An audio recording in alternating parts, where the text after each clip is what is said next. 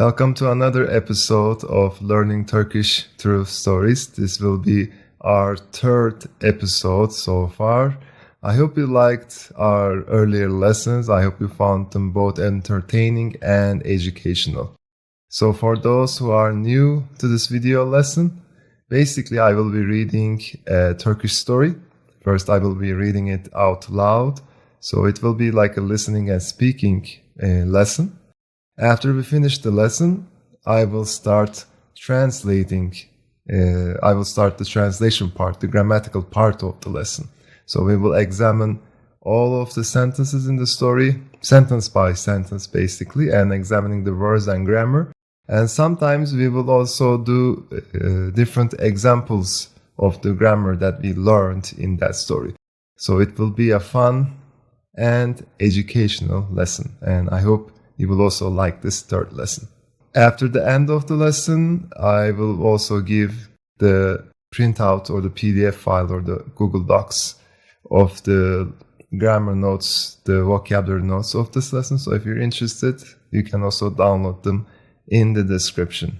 This lesson is published both on YouTube, Facebook, and our podcast channels.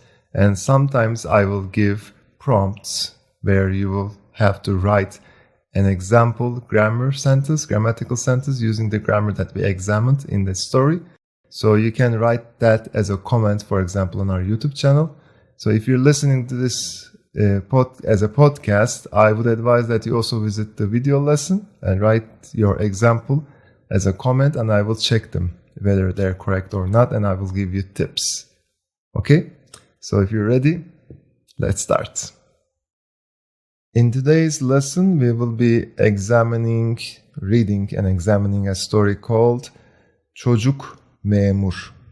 So çocuk means child, and memur has two meanings. One is civil servant and one is as a police officer, but here this is the civil servant. So the child civil servant, çocuk sivil memur. So let me first start by reading it. This is a short story basically. So it's not going to take much time to examine and read it. But we will be examining grammar and we will examine the vocabulary in detail. So if you're ready, let's start. Benim annem de çalışıyor, babam da. Sabahları birlikte çıkıyoruz evden. Babam kendi çalıştığı yere gidiyor. Annem kendi çalıştığı yere. Ben de okuluma gidiyorum. Bu yıl 3. sınıftayım. 2 önemli değişiklik oldu. Sabahçı oldum. Bir de müdür değişti. Okul müdüründen değil, annemin müdüründen söz ediyorum. Geçen yılki müdür, Galip amca, ne iyiydi. Annemin iş yerindeki arkadaşı Şermin teyzedir. Şermin teyzenin kızı Füsun benim gibi her gün gelmiyor iş yerine. Haftada 2-3 kez geliyor. Teyzesine gidiyormuş okuldan çıkınca. Teyzesi kursta olduğu günler iş yerine geliyormuş. Benim teyzem yok ki. Anneannem de yok, babaannem de. Okuldan çıkınca doğruca annemin yanına geliyorum. Annem köşeye bir sandalye koyuyor pencerenin yanına. Orada tostumu yiyorum, sonra dersim çoksa ödevlerimi hazırlıyorum. Ben evde yalnız kalamam ki. Sobayı yakamam, evde kalsam üşürüm, hasta olurum. Hasta olunca okula gidemem. Peki o zaman ben nasıl 4. sınıf olurum gelecek yıl? Annemin eski müdürü Galip amca ne iyiydi. Her geçişte saçımızı okşardı, gözlerini kırpardı. Hadi bil bakalım Kaan, 1 kilo demir mi ağır yoksa 1 kilo pamuk mu? Eşittir derdim. Bravo bravo diye bağırırdı. Bana ödül olarak limonlu ıhlamur söylerdi. Arada bir kalem de verirdi Galip amca. Hem de en güzelinden. Bir keresinde kocaman bir çikolata bile vermişti. Bana hep 23 Nisan'da seni bir günlüğüne bu iş yerine müdür yapacağım derdi. Hep göz kırpardı. Hep gülerdi. Okay, so this story was written by Muzaffer İzgü, and this is actually a shortened version of the original story, and I hope you liked the story. I think it was interesting. So this was not like the stories that we read in our earlier 2 lessons. This was more beginner-based actually. So the amount of grammar that you may have seen that's difficult may be limited in quantity. But still, there are some grammars like the relative clauses, which I will talk about, pretty much used a lot in this story. Okay, so if you're ready, let's start translating the story, and we will also examine the grammar and vocabulary when necessary. Benim annem de çalışıyor, babam da. Both my mom and dad work. So here we have the de. This is not the locative case, de. Annem de, babam da. This is the two, my mom too and my father too. But here the more logical way of translating would be both my mom and dad work. So we wouldn't say my mom too works and my father too. It doesn't make sense.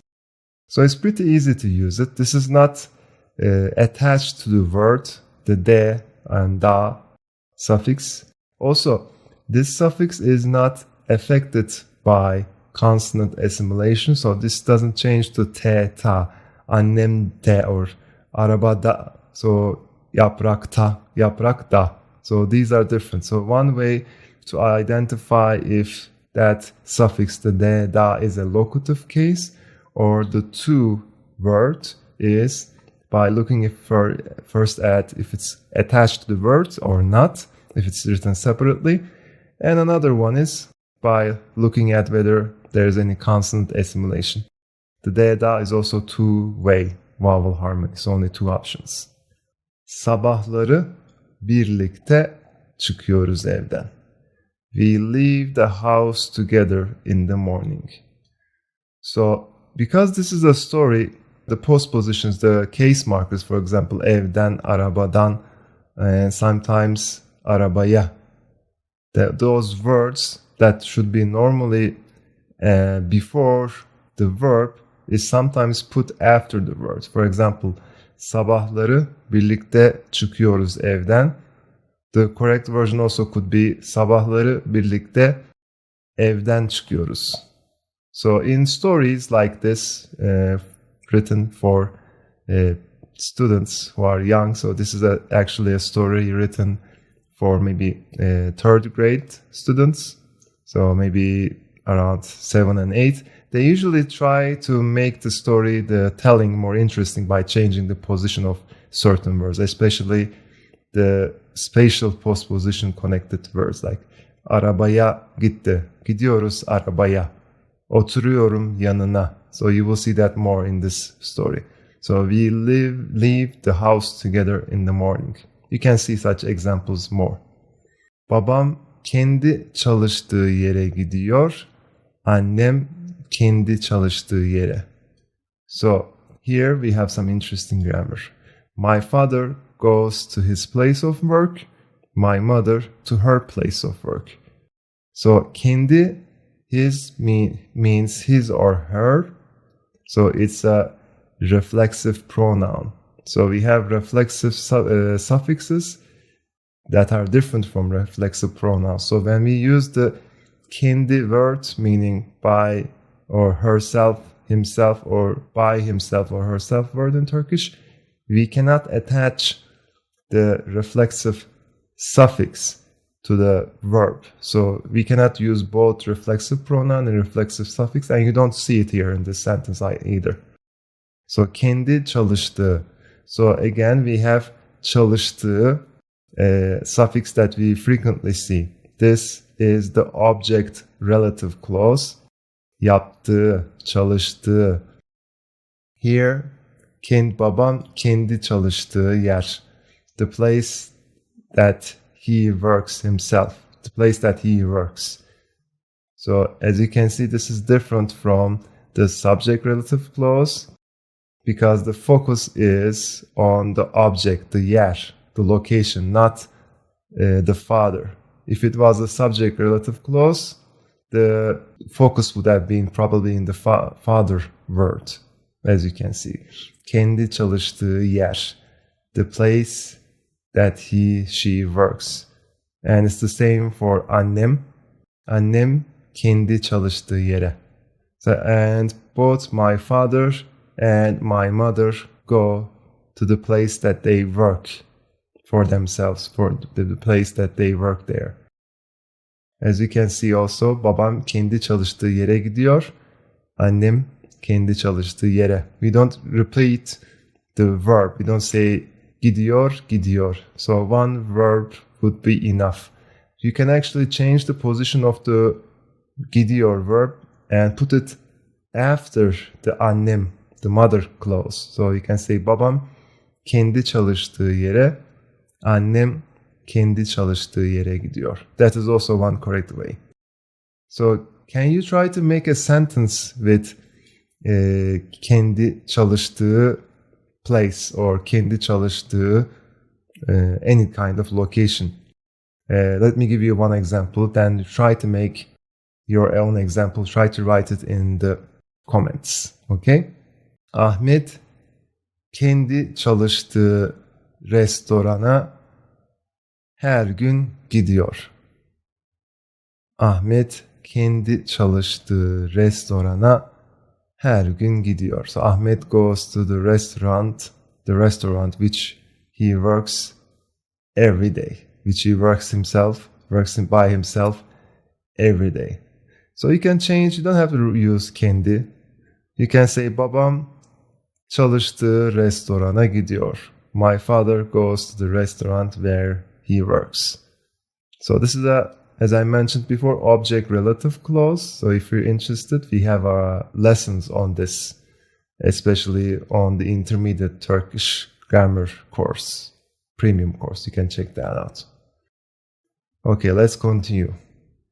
Ben de okuluma gidiyorum. And I go to my school. So again, we have the de, I too go to my school here.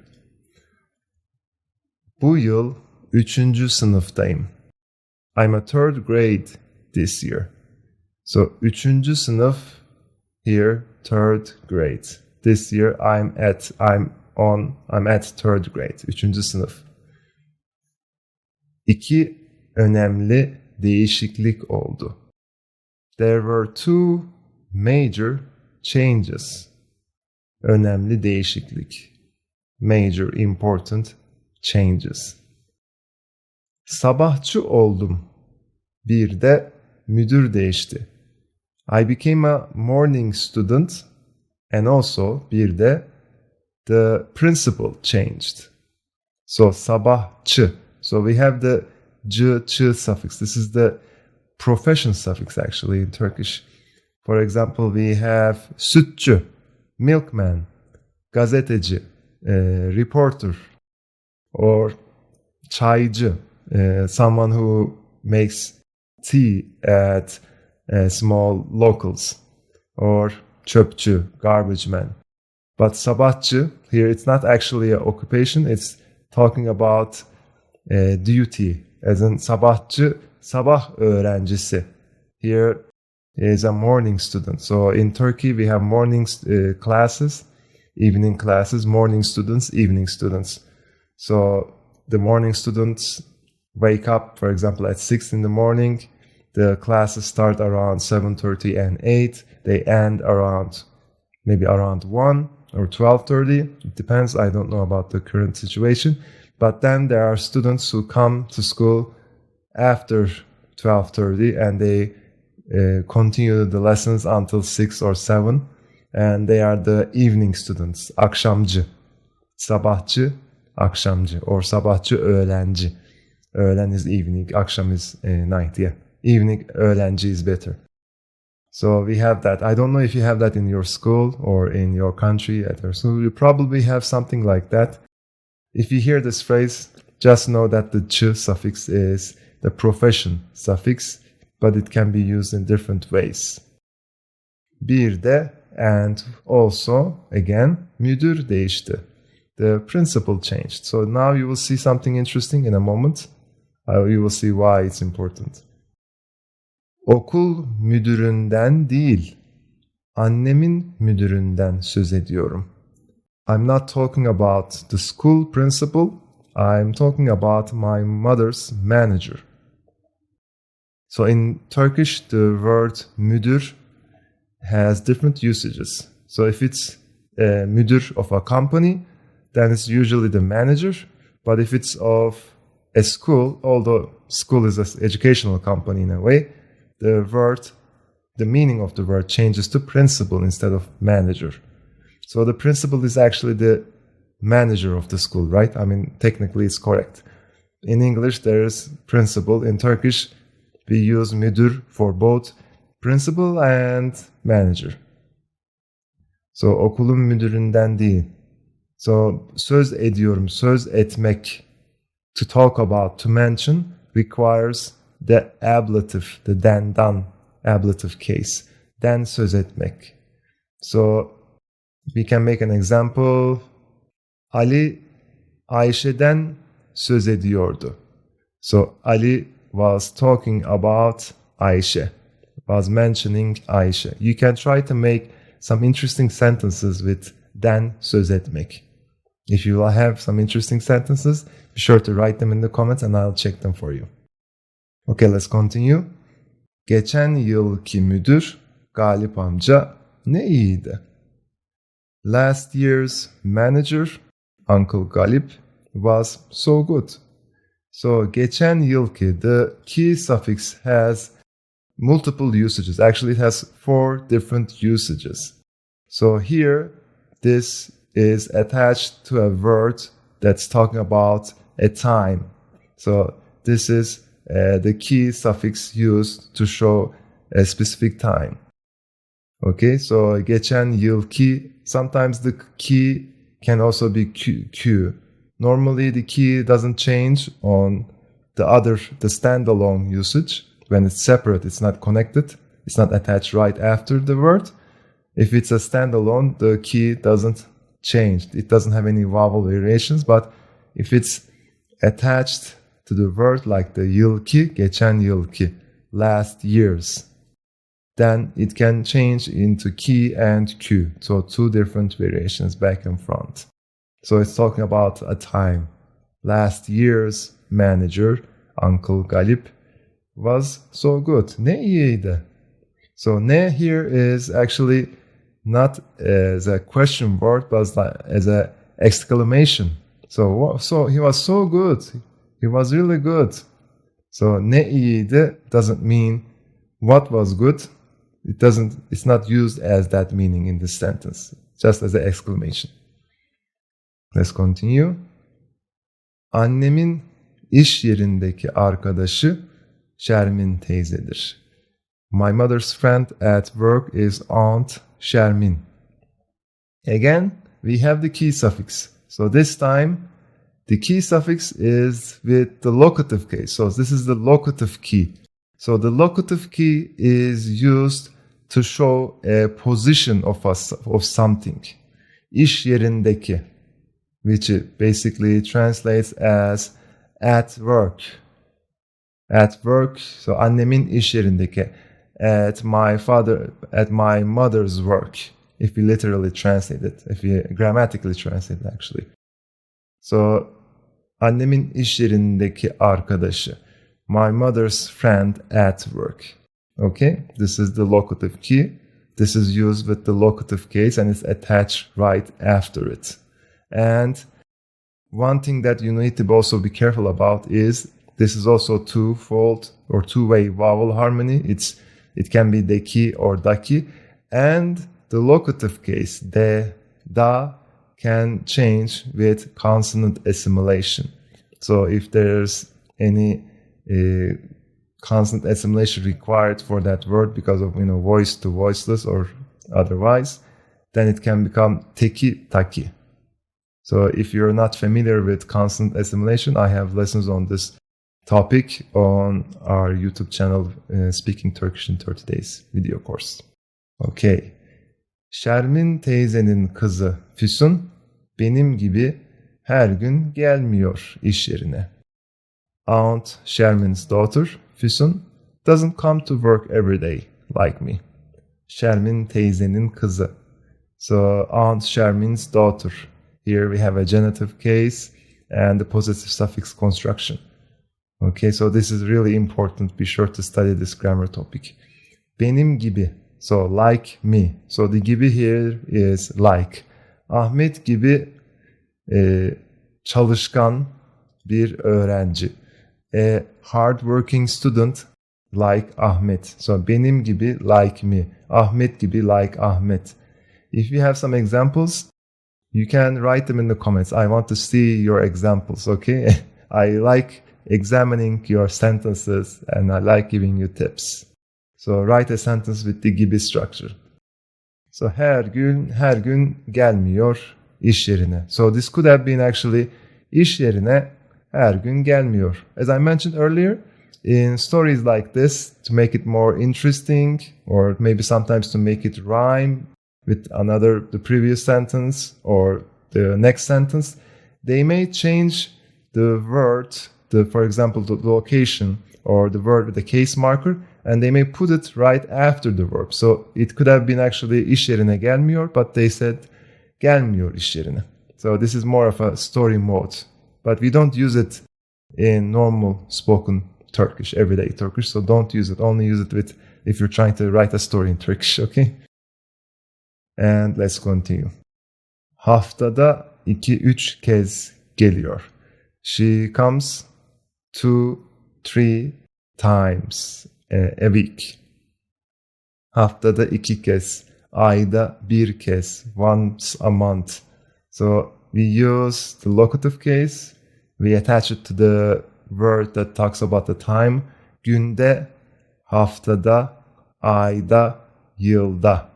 2 kez, 3 kez, 4 kez. Or you can say 2 kere, 3 kere, which is basically the same thing. You can use, if you want to say, I go to the gym 3 times a week. Spor salonuna haftada 3 kez gidiyorum. Haftada 3 kere. 3 kez would be a bit better depending on the context. So it sounds a bit better, at least to my ear. Teyzesine gidiyormuş okuldan çıkınca. She supposedly goes to her aunt after school. So gidiyormuş here is supposedly going or supposedly goes. So we translate it into English differently depending on what tense the reading the article is using. So this is basically talking about the past event, gidiyormuş. So we can say she supposedly goes to where? To her aunt's after school. Okuldan çıkınca teyzesine gidiyormuş. You can also use it in this order instead of saying teyzesine gidiyormuş okuldan çıkınca. And you can actually say it like this. Teyzesine okuldan çıkınca gidiyormuş. The çık and the ınca suffix. Çık is the verb. The ınca is when, right? The when suffix. When she exits. Yemek yapınca kapı çalıyor. So whenever she cooks, the doorbell rings. So maybe they're waiting for the smell of something, smell of food. Ahmet yemek yapınca Ayşe hemen masaya oturuyor. So when Ahmet makes food, prepares dinner, Ayşe quickly sits at the table. So you can use the ınca suffix. If you have some examples, be sure to write them. Inca suffix. When. Okay? Teyzesi kursta olduğu günler iş yerine geliyormuş. She would come to work when her aunt was at a course. So any kind of course, we don't know what kind of course it is. So here, let's look at it. Teyzesi kursta olduğu günler. So kursta olduğu günler, again, this is an object relative clause. The days which she is at a course, the days where she is at the course. Olduğu günler. The important focus word is the days which she is at the course. As you can see, the order for a Turkish relative clause, the object relative clause, in English is the opposite. In English, it will start with days, but in Turkish, it ends with the word days. So be careful with this difference, okay? Benim teyzem yok ki. Annem de yok. Baba annem de. This would be translated as, I don't have an aunt. I also don't have grandmothers. So we've seen a lot of different key suffixes first. So we saw one with showing a location, as in iş yerindeki, one talking about time, geçen yıl ki. They were all attached to the word. But this key is a standalone particle, a standalone word actually, and it's used to emphasize the meaning of a sentence and sometimes link phrases together. So here it emphasizes the word yok, the existential word for not. It doesn't exist. So you should be careful with this. So benim annem yok ki, benim teyzem yok ki. Meaning, I don't have any mother, I don't have any aunts. This is the mood changer of a sentence, basically. And two vocabularies. So these were actually translated into one vocabulary, the grandmother. But in Turkish, annem is actually my mother's mother, my grandmother on the mother's side. Baba annem, my father's mother, the grandmother on my father's side. The written version is anne, the written version of baba, anne, and the spoken version of these two words is annanne. So annanne. For the other one, babanne. So as you can see, we erased certain vowels and consonants to make it easier, more fluent in speech. This is the spoken version.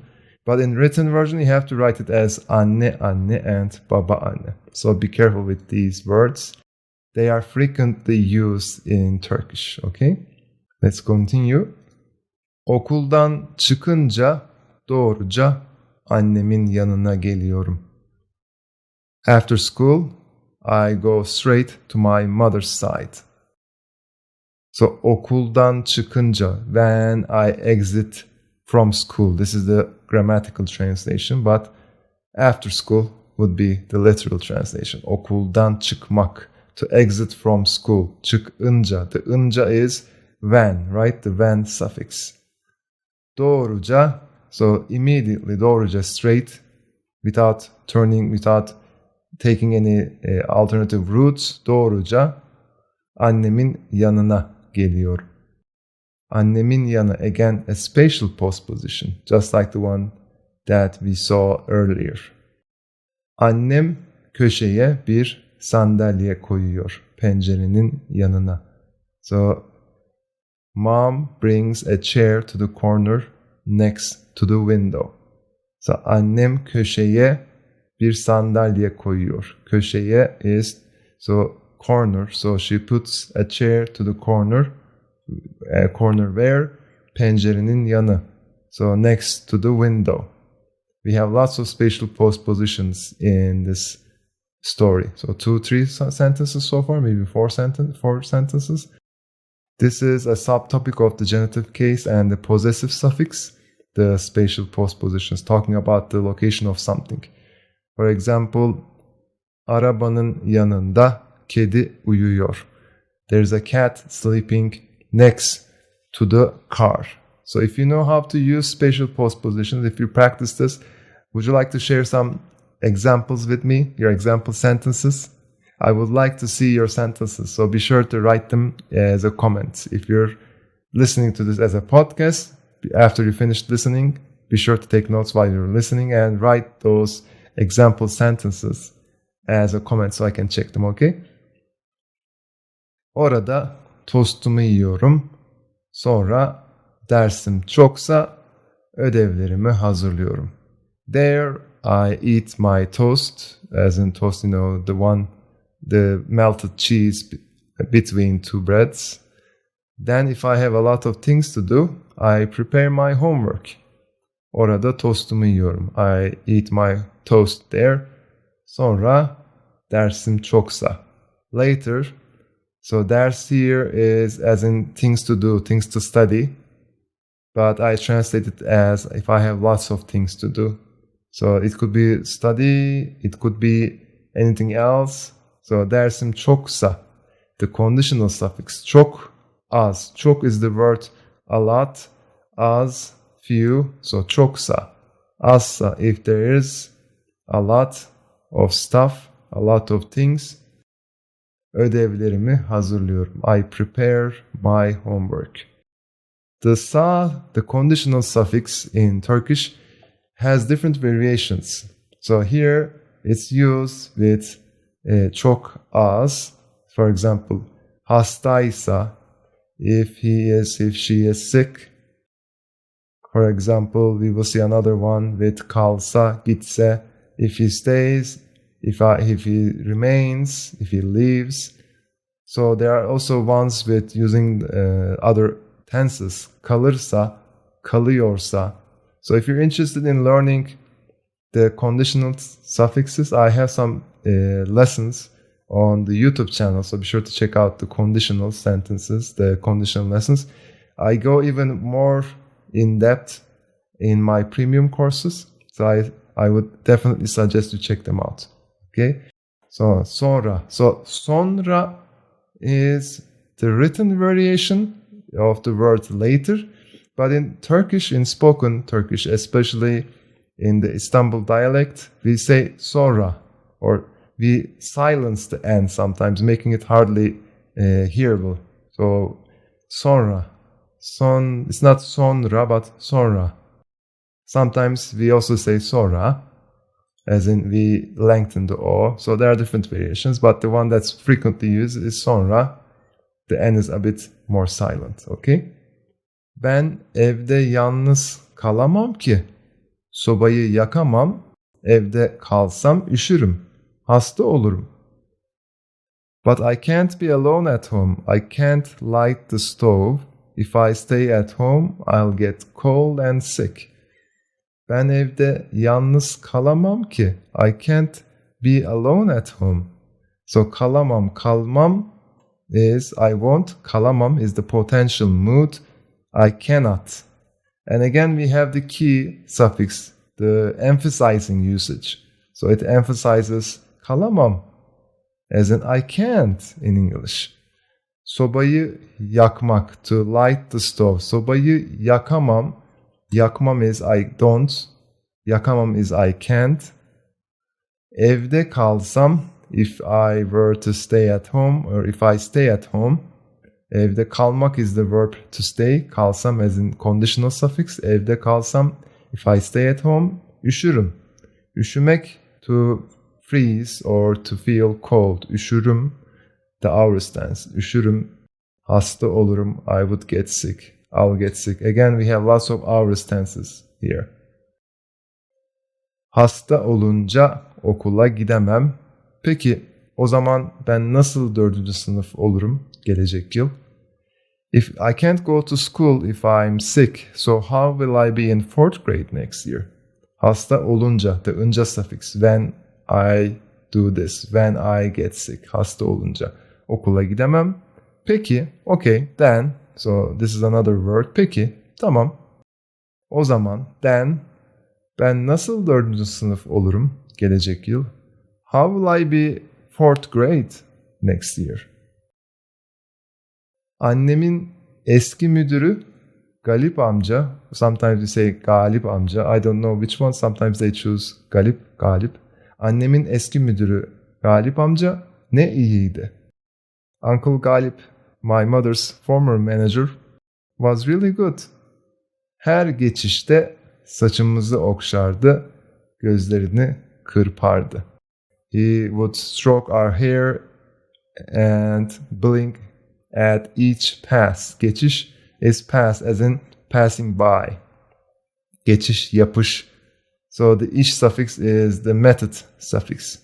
Yapılış, yapış, gidiş, görüş. The method of walking, the method of seeing. The ish suffix, but sometimes these are fossilized. Fossilized words. They are no longer, just suffixes.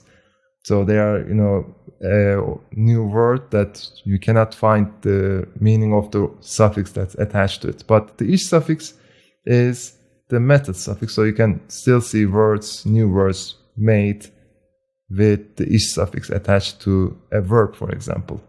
Geçiş, yapış. So now it changes the verb into a noun. The way of doing, the walking, the looking. Saçımızı okşamak. Okşamak to stroke something, to stroke a hair, for example. Kırpmak, gözlerini kırpmak, to blink. So göz kırpmak means to blink, the verb to blink. So it's kırpmak also has a meaning by itself that's completely different. If you're interested, I would suggest that you check out a dictionary because it has the various meanings if you use it just without any object like göz. Hadi bil bakalım Kaan. 1 kilo demir mi ağır? Or 1 kilo demir mi ağır? Yoksa 1 kilo pamuk mu? Take a guess Kaan.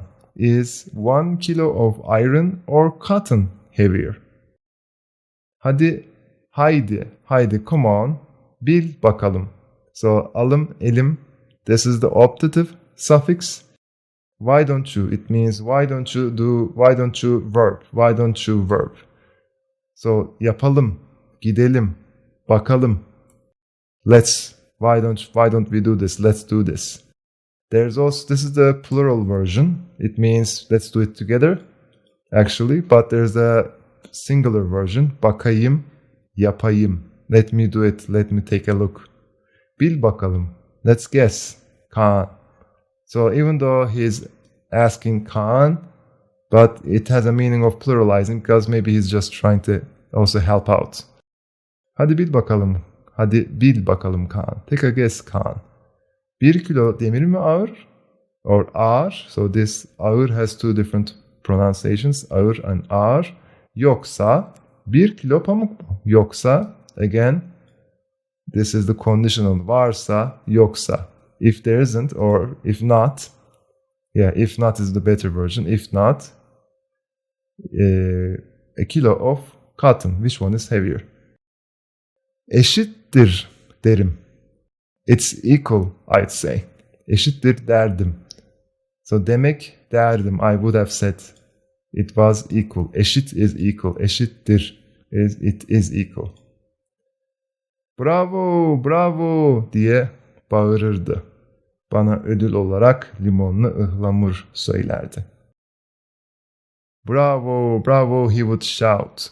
He would order me a lemon lime tea as a reward. Limonlu ıhlamur is, I looked at it, it says lime tea. So I don't know if it's correct. If it's wrong, please let me know. Diye bağırırdı. So this is reported speech. Diye söyledi, diye bağırdı. Ahmet, bugün yağmur yağacak diye söyledi. So Ahmet said that today it's going to rain diye söyledi. So this is reported speech. If you want to study further, be sure to look at the topic of reported speech. There are different variations of reported speech. There's also one made with, for example, the relative clause suffix. So it's a really complex suffix if you go further into it. We have a lot of grammar lessons on that on the Turkish website, the premium courses. Okay. Arada bir kalem de verirdi Galip amca. Hem de en güzelinden. Uncle Galip used to give me a pen once in a while too. One of the most beautiful ones. So arada bir means once in a while. Uncle Galip would give me a pencil. Galip amca kalem de verirdi. Uncle Galip would give me a pen too.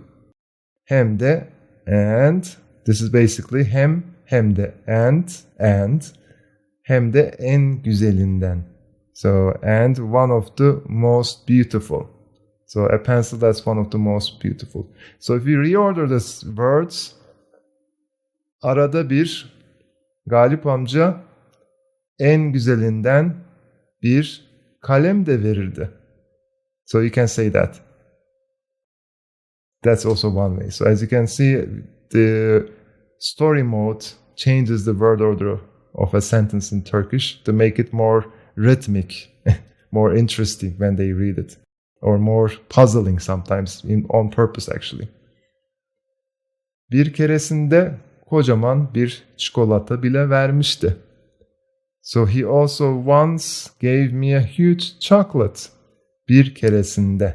Bir keresinde, once. It's translated as once. But bir kere as in I did it once. Bir kere o filmi bir kere izledim. I watched that film once. Bir keresinde is once in the past. So çikolata bile even. Bile is even vermişti. This is the mish had. This is the perfect aspect. Yapmıştı. Vermişti. He had given. So in Turkish we don't have the perfect tense. Any perfect tense is like the present perfect or the past perfect. But with the evidential past in combination with other suffixes, especially the past tense, we have something called the perfect aspect. Vermişti. Had given. We can use it like that. It's no more the evidential usage. Even though it's the evidential suffix, there is no reported or evidential usage. It's now the perfect tense, okay? Bana hep ... derdi. So here it's just bana hep, but it's actually translated as he would always say. So there is a verb missing. And the final sentence, 23 Nisan'da seni bir günlüğüne bu iş yerine müdür yapacağım derdi. I will make you the manager of this shop for a day on April 23, he would say. 23 Nisan is a special day in Turkish. So do any of you know what the 23rd of April is in Turkish? So it's the National Sovereignty and Children's Day in Turkey. So it's a special day, especially for children, and it's a special day for the national sovereignty of Turkey. That's why in most companies, as you know, as a show, they appoint a child as the CEO or manager of a company for a short amount of time, and they listen to their favors. They take into account what they want to do in the future, and just basically, help them out with their decisions in life. That's the thing that we do in Turkey. Maybe you also do that in other countries, in your own special days. If you have something similar to that, please let me know. I'm really interested in learning. So 23 Nisan'da seni bir günlüğüne bu iş yerine müdür yapacağım derdi. So I will make you the manager of this shop for a day on April 23, he would say. Derdi. Again, a reported speech. Hep göz kırpardı, hep gülerdi. So he would always wink and always smile. So hep means always. Kırpardı, gülerdi. So it's not there anymore. It's the past hours. It's finished action. Okay, so we came to the end of this lesson. So let me look at you directly. So first of all, thank you again for watching this lesson. I hope you found it entertaining. I hope you learned something from this lesson. And before we end this, be sure to give a thumbs up or a heart or a like, whichever platform you're watching this video lesson from, and share it with others who might also like to learn Turkish through stories. If you're listening to the podcast version, I would really appreciate, especially if you're listening to this on Apple Podcast, that you give a 5-star rating and maybe write a review of whether you found any of our podcast lessons useful and entertaining, by the way. This really helps us reach more people, and reaching more people helps the continuation of Turkisholic. And before we finish off, I want to make a really small announcement. I won't be talking too much. I will be uploading a video on the 1st of June. I think it's on Friday this week, 1st of June on 2022. If you're watching this maybe 1 year later, it doesn't make any sense. But be sure to watch that video because it's about the future of Turkisholic, the Turkisholic 4.0. And I will be talking about some really interesting things and talking about an interesting offer that I've been mentioning for the past few months. This will be the final announcement of that video. I won't be doing really long promotions at the end of these videos anymore. So I won't bother you with the annoying promotions, but be sure to check that video because that will be detailed enough for you to take action. Okay, thank you again for watching or listening to this lesson, and I hope to see you again in our next Learning Turkish Through Stories lesson. Take care. Güle güle.